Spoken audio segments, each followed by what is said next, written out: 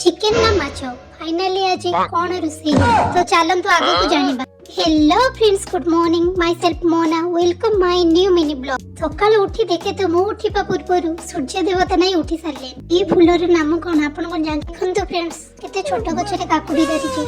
तो सकाळ टिके उठी चाहा बसाई देई टिके पी दे कबाटर मुह बंद करी कोन कंफ्यूज होचंदी माने डोर लॉक करिमो आमे चलिलु मार्केट। जहा को हाई करिबार देखिले माने से हेबे मोर कुकुर।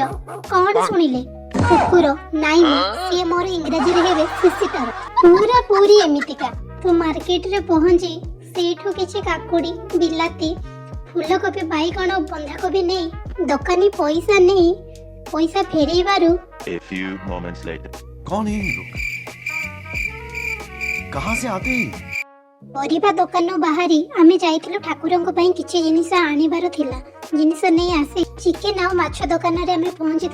माछ ना चिकन कोन नबु भाबी कंफ्यूज होबारु फाइनली हमर सिद्धांत हैला चिकन आसबो। फाइनली चिकन आ परिबा धरे रूम को पहुंचे रोसई करिबा पई आरंभ करि देथिले। चिकन रोसई करि सारी सलाड प्रस्तुत करी दुई भौणी मिसी आमे खाइथिलु। वीडियोटी जदि आपनको भलो लागिथिबो लाइक आ सब्सक्राइब करिवे। रहउची जय जगन्नाथ। पुणी देखाबो न्यू ब्लॉग रे।